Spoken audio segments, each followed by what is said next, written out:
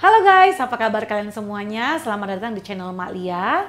Hari ini saya akan khusus ngebahas 5 hal yang wajib kalian ketahui untuk masuk ke dunia industri kitchen ataupun restoran. Ini saya bahas dari sisi saya sebagai pengusaha catering di Brisbane. Informasi ini saya tujukan untuk kalian yang masuk ke Australia dengan menggunakan visa student dan working holiday visa.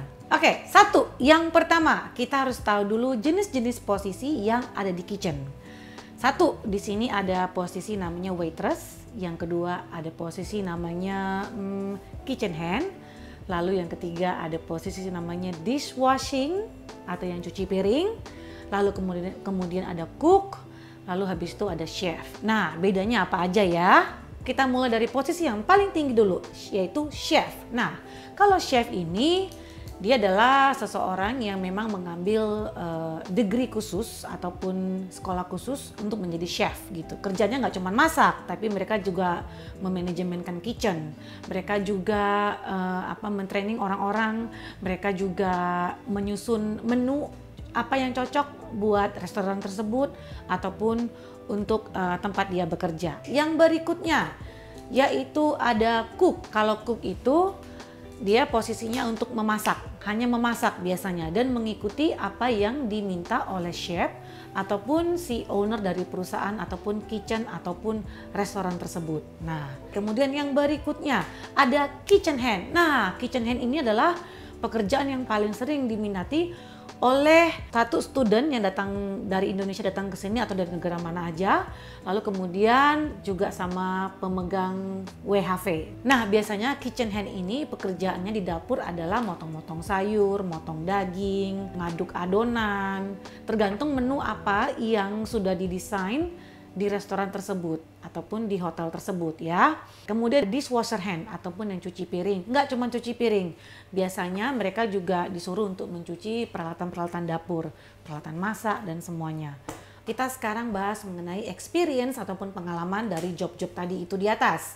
Experience yang pertama kita mau bahas yaitu chef. Apakah chef perlu pengalaman? Of course, chef pasti tentu perlu pengalaman.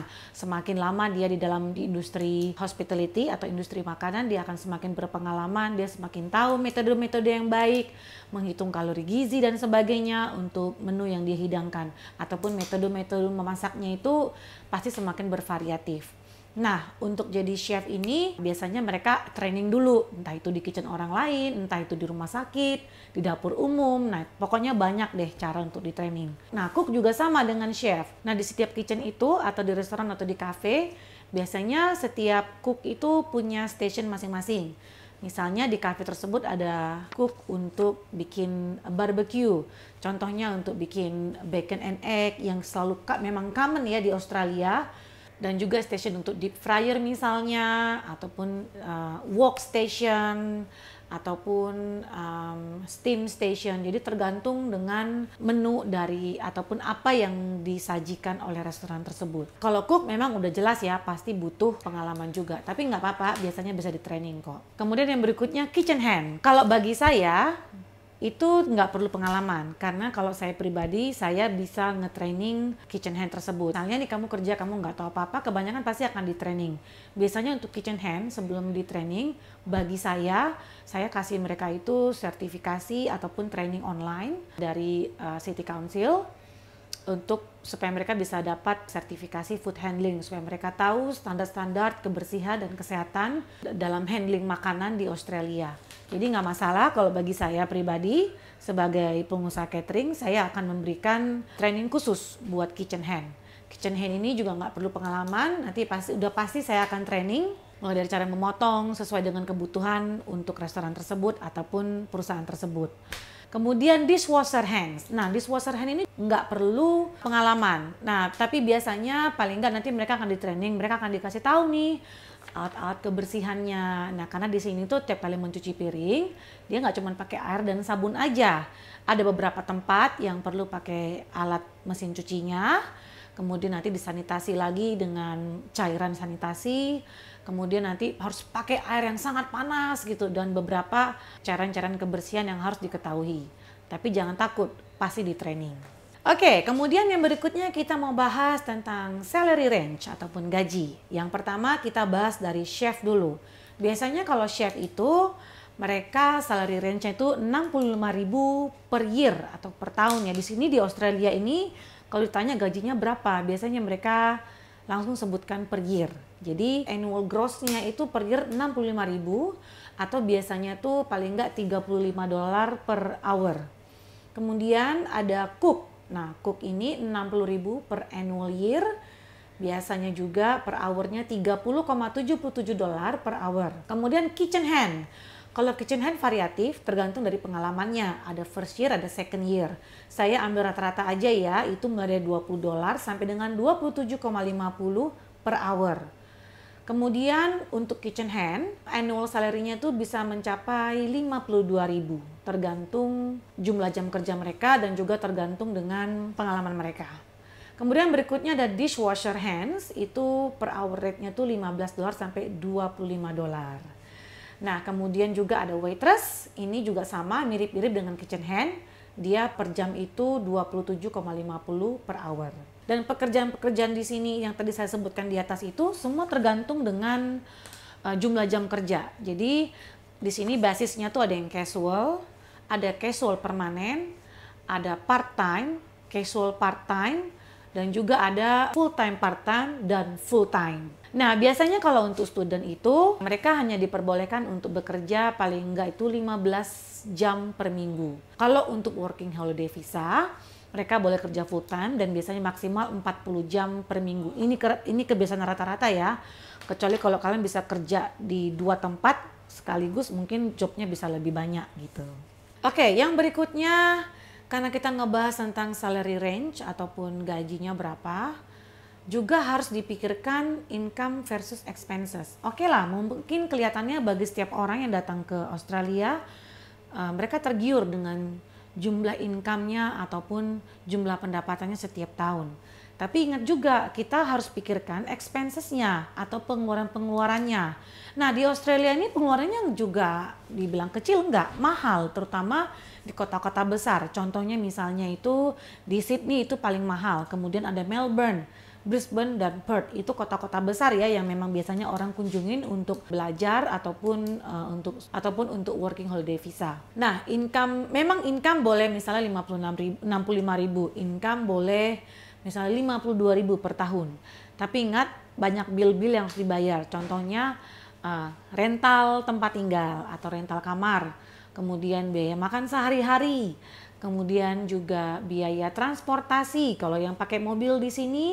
Kemudian ada juga biaya telepon, kan perlu juga kan dibayar. Dan kemudian yang terakhir ada biaya untuk misalnya rekreasi. Karena kita ngebahas expenses tadi, kita pasti pengen tahu dong jumlah pengeluaran di Brisbane. Contohnya ini tempat saya tinggal sekarang itu berapa kalau untuk yang single factor. Kalau misalnya untuk rental kamar itu kurang lebih $190 per minggu sampai dengan 250, tergantung fasilitasnya. Tadi yang saya sebutkan itu adalah medium range.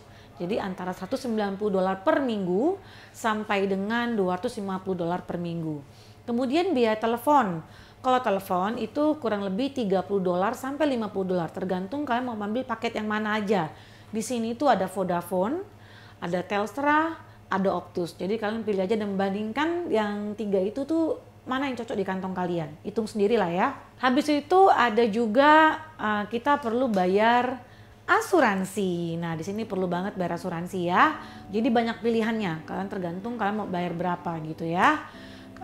Kemudian berikutnya juga ada biaya belanja. Nah, biaya belanja kalian untuk makan sehari-hari itu variatif. Memang lebih murah masak sendiri, nanti lain kali saya bahas ya, misalnya $20 tuh dapat apa aja gitu kan, dan apa aja yang wajib kalian beli sebagai anak kos gitu ya, nanti kita bahas lain kali sama-sama ya. Kemudian expenses yang berikutnya itu ada leisure. Nah, leisure kan nggak harus mahal ya, bisa aja cukup dengan jalan-jalan, terus naik bus misalnya. Kalau mau naik bus ataupun naik transportasi umum di sini tuh kalian harus punya go-kart. Nah, itu tergantung kalian. Go-kart itu biasanya sih kalian beli kartunya. Kalian nonton aja di video saya tentang naik transportasi umum di Brisbane ya. Abis itu kalau misalnya kalian mau beli mobil juga bisa. Di sini harga mobil nggak terlalu mahal. Yang $5.000 itu juga dapat kok di sini.